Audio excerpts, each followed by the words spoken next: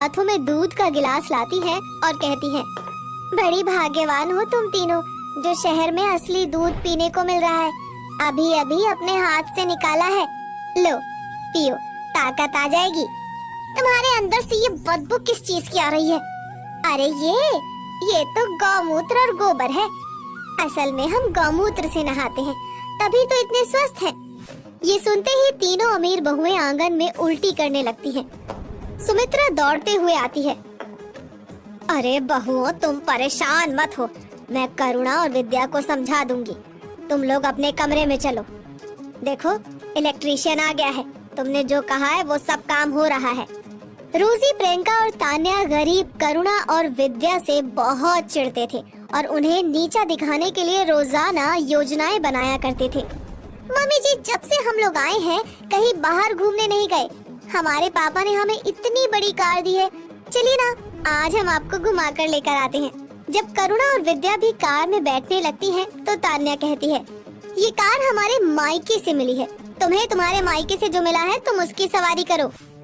विद्या और करुणा को ये बात बहुत बुरी लगती है और वो स्वर्णा को लेकर बाजार निकल पड़ती हैं और उस पर सवारी करती हैं। जो उन्हें देखता है हंसता है, पर वो किसी की परवाह नहीं करती। धीरे धीरे तीज आ जाती है। सासू माँ जी, तीज पर मेरे पापा ने आपके लिए ये नाइटी भेजी है। हाँ, मेरे पापा ने भी आपके लिए मेकअप का सामान भेजा है। हमारे पापा ने तो सासू माँ के लिए बहुत सारे गिफ्ट्स भेजे हैं। करुणा और विद्या, तुम्हारे यहाँ से तीज पर माँ के लिए क्या आया है? हमारे पापा ने तो माँ के लिए तीज पर गन्ना भेजा है और माँ ने छाछ। सासू माँ जब स्वस्थ रहेंगी ना, तभी तो हम सबको आशीर्वाद देंगी। सब उन पर हंसते हैं। तीज के दिन आ जाते हैं। बहुओं, आज का दिन तुम सबको व्रत रखना है। शाम को तैयार हो जाना, हम सब मिलकर पूजा करेंगे। Oh wow, I am so happy. हम लोग पूरा मेकअप करेंगे और हेयर ड्रायर भी करेंगे। पर मेरा हेयर ड्रायर कहाँ है? अरे करुणा, जरा मेरा जीन्स आयरन तो कर देना। और विद्या, तुम मेरा हेयर ड्राई कर दो। पूरे दिन अमीर बहुएं गरीब बहुओं से काम करवाती रहती हैं और शाम को कहती हैं, ओह माय गॉड, मेरा सिर दर्द के मारे फटा जा रहा है। मुझे कॉफी चाहिए। मैं फास्ट नहीं रख सकती, मुझे फ्रूट्स खाने हैं। हे प्रभु, इन बहुओं ने तो पूजा की एक भी तैयारी नहीं करी है। मेरे अंदर तो इतनी ताकत भी नहीं है। लोग क्या कहेंगे? 5-5 बहुएं होते हुए भी मेरे घर पर कोई तैयारी नहीं हुई है। सुमित्रा घर आकर हैरान हो जाती है क्योंकि करुणा और विद्या ने कच्चे आंगन को अच्छी तरह से गोबर से लीपकर साफ सुथरा बना दिया था। बीच में तुलसी लगाकर दिया भी जलाया था। बड़ी बहुओं, आंगन में आकर पूजा कर लो। करुणा और विद्या ने सब तैयारी कर दी है। तीनों जीन्स पहन कर आती हैं। सुमित्रा को बहुत गुस्सा आता है। Oh my God, this is so disgusting. ये पूरे आंगन में गाय का पॉटी कैसे लगा हुआ है? इसका तो बहुत बुरा स्मेल आ रहा है। मेरा तो सर दर्द से फट रहा है। ओहो। तभी करुणा और विद्या साड़ी पहनकर वहाँ आती हैं और सास के साथ बैठकर पूजा करने लगती हैं। अरे बहुओं, सिर्फ अमीर होने से कुछ नहीं होता।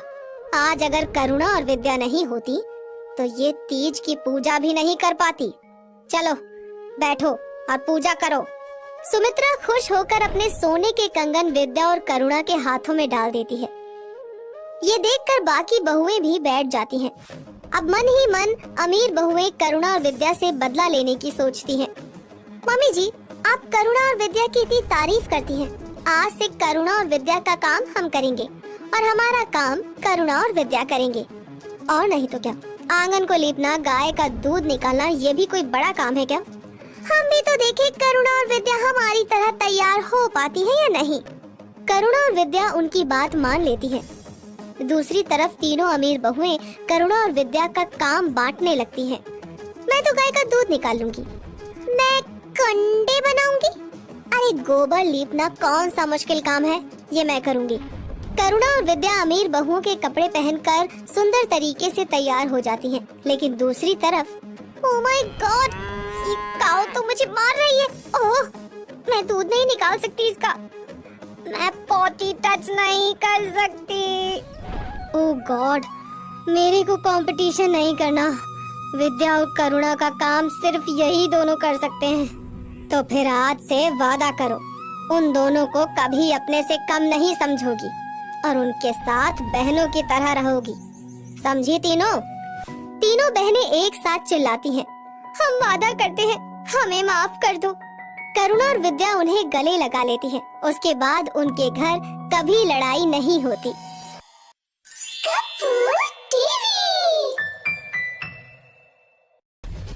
बचाओ, बचाओ!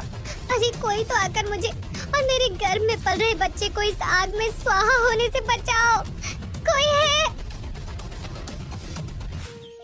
रुद्रपुर गांव में बंसी नाम का एक गरीब मोची रहता था। वो बाजार में सड़क के किनारे बैठकर जूते बनाने का काम किया करता था। एक दिन उसकी बेटी सुधा उसके लिए खाना लेकर आई। बापू, आपके लिए खाना लाई हूँ। आज तो तू बहुत जल्दी खाना ले आई, थोड़ी देर और करके नहीं ला सकती थी?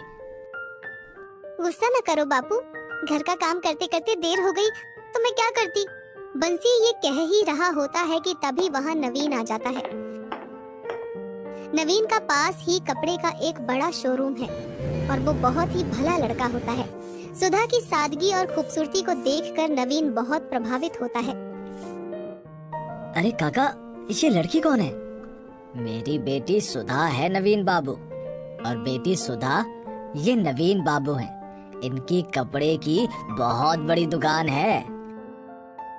नमस्कार नवीन बाबू। नमस्कार। नवीन मन ही मन सोचता है, अगर सुधा मेरी जिंदगी में आ जाए तो कितना अच्छा हो।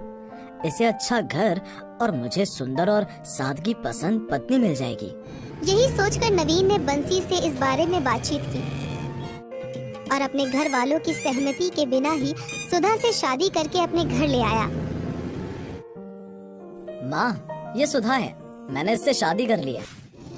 वाह बेटा, माँ को खबर तक नहीं और बेटा शादी करके दुल्हन को घर ले आया। तुम सुधा से शादी करने को मना न कर दो, बस इसी डर से नहीं बताया माँ। बहू को बहू ही क्यों समझ रही हो माँ? हम इसे घर की नौकरानी का दर्जा भी तो दे सकते हैं, इसीलिए भैया को नाराज मत करो और सुधा को अपनी बहू स्वीकार कर लो। ठीक है, मैं यही करती हूँ। तनु के समझाने पर रजनी सुधा को हंसकर अपनी बहू स्वीकार कर लेती है। और फिर क्यों री महारानी, तू तो स्टेज पर आ बैठी, घर का काम कौन करेगा? तेरा बाप। सब काम करके ही बैठी हूँ माँ जी। क्यों झूठ बोलती हो भाभी? अभी तक बर्तन और कपड़े धोने का काम तो यूं ही पड़ा है। ये सुनकर सुधा कहती है, आपने तो मुझे घर की नौकरानी बना दिया है माँ जी। ये तो तुझे मेरे बेटे से शादी करते वक्त सोचना था ना। झुग्गी की पैदाइश को महलों की रानी कैसे बना दूं? चल उठकर काम पर लग जा। कुछ ही दिन बाद सुधा गर्भवती हो जाती है और नवीन ये खबर सुनकर फूला नहीं समाता। ये तो बहुत अच्छी खबर सुनाई तुमने सुधा। माँ और बहन को भी बताता हूँ, ये सुनकर वो भी गदगद हो जाएंगी। नहीं, आप उन्हें अभी कुछ मत बताना। कुछ दिन बाद मैं खुद ही उन्हें सरप्राइज दूंगी। लो माँ, गई भैंस पानी में, भाभी गर्भवती हो गई है। अब तो घर का सारा काम हमें ही करना पड़ेगा। तो चिंता मत कर, झोपड़पट्टी वाली काम वाली बाई ही बनेगी। मेरे पोते पोती जनने वाली बहू तो मैं कदापि नहीं बनने दूंगी इसे। सुधा के गर्भवती होने की खबर सुनते ही रजनी ने उसे और अधिक सताना शुरू कर दिया। एक दिन वो सुधा को मंदिर लेकर गई। आप मुझे यहाँ क्यों लेकर आई हैं माँ जी? वो शिवलिंग देख रही है ना? जा, इस तालाब से जल के पूरे 101 लोटे भरकर शिवलिंग को नहला। हमारे खानदान की हर बहू को ये रस्म पूरी करनी होती है और तू भी इसे पूरा करेगी, समझी? सुधा सास की बात को मोड़ने का साहस न कर सकी और उसने चुपचाप तालाब से लोटे में जल भरकर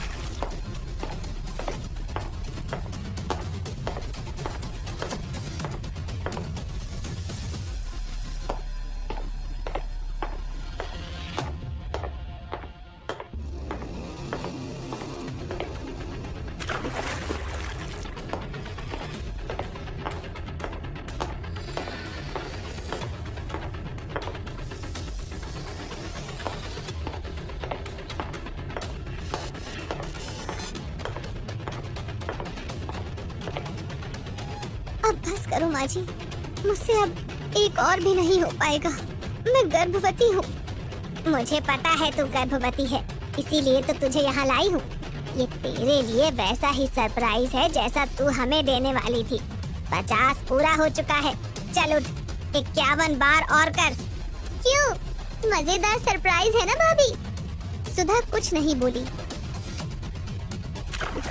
और मजबूर होकर फिर से शिवलिंग पर जल चढ़ाने में जुट गई।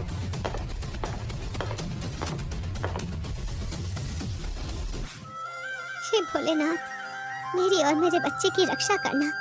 मेरी सास और ननद शायद मेरे बच्चे की सलामती नहीं चाहती है। देखना, आज के बाद ये सरप्राइज देने के काबिल ही नहीं रहेगी।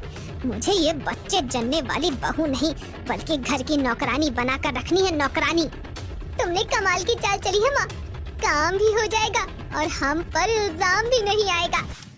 समय बीतता जाता है और फिर नवीन को कुछ दिनों के लिए घर से बाहर जाना पड़ जाता है।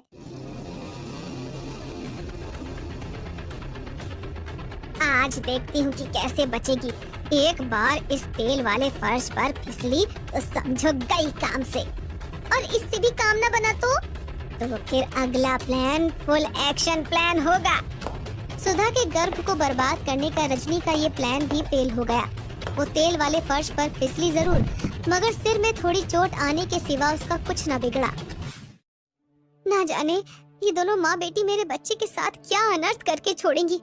अब तो हद ही हो गई इनके जुल्मों की। नवीन के वापस आते ही उन्हें सब कुछ बता दूंगी। सुधा ये सब कह ही रही होती है कि तभी वहाँ रजनी और तनु आ जाती हैं। अच्छा, नवीन को बताएगी तू? पर बताएगी तो तब ना जब तू बताने के लिए यहाँ होगी। चल तनु बेटी, इसके हाथ पैर बांधना शुरू कर। दोनों रजनी और तनु जबरन उसके हाथ पैर को रस्सी से बांधकर जंगल में ले जाती हैं और वहाँ एक पेड़ से बांधकर उसके आसपास आग जला देती हैं। मुझ गर्भवती बहू पर दया करो माँ जी, भगवान के लिए मुझे और मेरे बच्चे को जिंदा छोड़ दो, मुझे छोड़ दो माँ जी। मगर रजनी और तनु उसकी एक भी नहीं सुनते। वे आग लगाकर चले आते हैं और फिर आग धीरे धीरे तेज होने लगती है। बचाओ, बचाओ, अरे कोई तो आकर मुझे और मेरे गर्भ में पल रहे बच्चे को इस आग में स्वाहा होने से बचाओ, बचाओ। उसी समय शिवलिंग से तेज प्रकाश फूटता है और देखते ही देखते सुधा की आंखों से निकलने वाले आंसू बारिश का रूप ले लेते हैं। बारिश आग को बुझा देती है और रस्सियां भी अपने आप ही टूट कर गिर जाती हैं। सुधा ये चमत्कार देखकर हैरान रह जाती है। अरे ये क्या, मेरे आंसू तो जादुई आंसू हैं। ये तो बारिश करने लगी। देखो तो, आग बुझ गई और रस्सियां भी अपने आप ही खुल गई। तभी एक आकाशवाणी सुनाई देती है। उस दिन तुमने शिवलिंग पर लगातार जो 101 बार जल चढ़ाया था, ये उसी का फल है सुधा।